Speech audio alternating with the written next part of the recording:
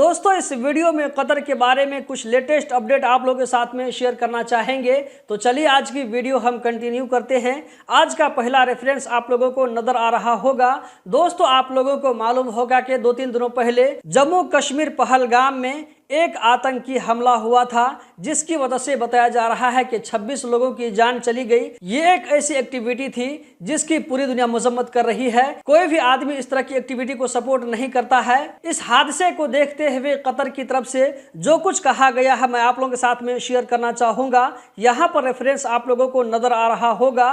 Qatar foreign ministry की तरफ से जो है कहा गया है कि जम्मू कश्मीर पहलगाम में जो आतंकी हमला हुआ था उसके बारे में कतर में फॉरेन मिनिस्ट्री की तरफ से सख्ती से मजम्मत किया गया है। इसी के साथ साथ कतर गवर्नमेंट की तरफ से इंडियन गवर्नमेंट के साथ में पूरी हमदर्दी जताई गई है और जो लोग इस हादसे की वजह से जख्मी हो चुके हैं उन लोगों के हक में उम्मीद की गई है कि वो जल्द से जल्द ठीक हो जाएं। अगला अपडेट यहाँ पर आप लोगों को रेफरेंस के साथ में नजर आ रहा होगा, जो कि कतर में मिनिस्ट्री ऑफ औकाफ की तरफ से है।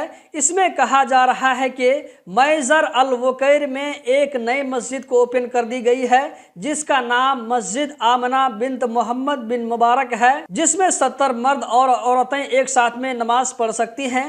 हम बढ़ते हैं अगले अपडेट की जानिब। अगला update ministry of commerce and industry की तरफ से है।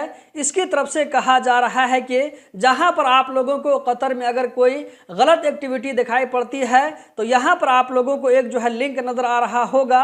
अगर आप इस लिंक को अपने जो है मोबाइल में या ये कि लैपटॉप पीसी में पेस्ट करते हैं, उसको कॉपी करके लिखते हैं, तो आपके सामने में एक जो है वेबसाइट खुल जाएगा। तो उस वेबसाइट के जरिए आप जो है किसी भी गलत एक्टिविटी के बारे में सेफ कंप्लेन कर सकते हैं। अगला अपडेट MOI कतर की तरफ से है। MOI कतर की तरफ से कतरी सिटीजन से रिक्वेस्ट किया गया है। इन लोगों से कहा गया है कि अगर आप लोग इराक की तरफ ट्रैवल करना चाहते हैं तो आप लोगों को जाने से पहले जो है कम से कम 10 दिन पहले वीजा के लिए अप्लाई करना होगा। ये सर्विस 1 मई से जो है लागू हो जाएगी। तो ऐसे लोगों को कहां से अप्लाई करना है, यहाँ पर आप लोगों को लिंक नजर आ रहा होगा। दोस्तों ये वीडियो आप में से जो लोग टाइपिंग सेंटर में काम करते हैं ऐसे लोगों के लिए बहुत ही ज्यादा इंपॉर्टेंट है। तो इस वीडियो को ध्यान से देखें, क्योंकि आने वाले दिनों में बहुत सारे कतरी आएंगे और आपसे रिक्वेस्ट करेंगे कि वो जो इराक जाने वाले हैं उसके लिए जो प्रोसेस है उसको कंप्लीट करके दें। तो उस लिंक पर क्लिक करने के बाद में इस तरह का वेबसाइट ओपन हो जाएगा।